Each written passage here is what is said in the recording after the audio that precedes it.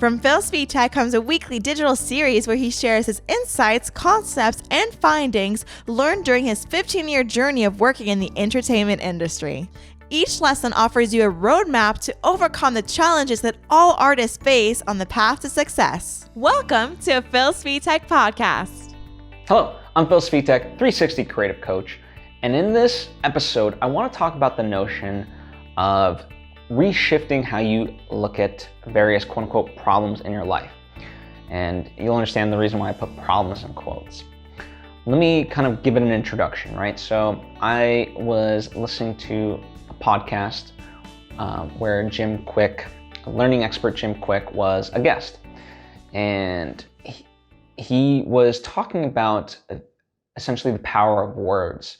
And so to give it full context and clarity, Jim Quick is someone who's an expert on learning. He has made it his mission to teach people how to learn better and faster, and not to just have knowledge, but so they can apply it to life, right? That's the big component of it. Like knowledge is potential power, but applying that knowledge, that's true power. And he's a firm believer in that. And again, he's an expert in learning techniques and so forth. And the best part is, he's someone who essentially suffered brain damage and was labeled the boy with the broken brain. And he suffered from this, but in about his 20s, give or take, he really was like, okay, well, I'm going to teach myself how to learn. And now that's his life work. And one of the reason I highlight that is because one of the things he said, like, if we truly understood the power of our brains, we would not feed it garbage. And by garbage, he means these limiting thoughts, these destructive thoughts, and so forth. And, one of the problems, I used the word problems, didn't I? One of the aspects that we all face in life is that, we attribute certain words when we don't actually mean them.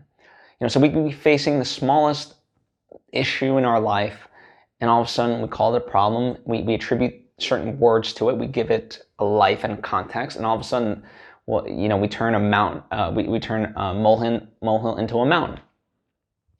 And so one of the things he learned over his time of learning how to learn and so forth was this idea that life's not really about problems, it's about puzzles.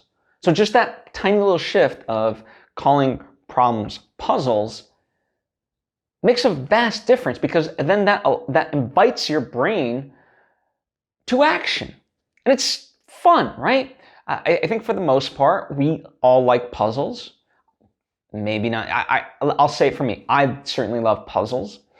And it becomes kind of an exploration things, and it's like, well, how do I figure this out, right? It becomes kind of a game versus a problem. It's like, oh, shit, another fucking thing I gotta face, and I don't want to, I'm tired, and it's like, all I got is problems, right? Those are all the negative words. By just even using the word problem, you're inviting these things into your brain, as opposed to, okay, here's another puzzle. How do we solve for this? And, there's a thing I was facing last week that for me was a big issue, and it cut deep, and it pained me and so forth, but I always knew there was a solution, and so that became my guiding light. It was, even in my kind of lowest lows of that situation, I was like, okay, I know there's a solution. And for me, part of it was like, I'm not going to get to the solution. Part of figuring out this puzzle is it's beyond me at the moment. So I need to go to therapy and work through it so I can have the right tools and mental wherewithal to essentially be able to head this problem on if I stand any shot of finding the solution. And that's what I did. And I'm proud to say, like, solutions are presenting themselves. So it's kind of really cool in that sense. So I invite you moving forward to not look at life as in terms of problems, but in terms of puzzles. It's a very simple thing, but it can be a very, very powerful thing in your life. Anyway, that's what I have for you today. If you have any questions or comments, or if there's anything you would like me to touch upon in future episodes, by all means, let me know in the comments section or hit me up on social media. I'm available there too. I read that, so happy to converse there. Anyway, I thank you for joining me on this episode, and I hope to see you next time.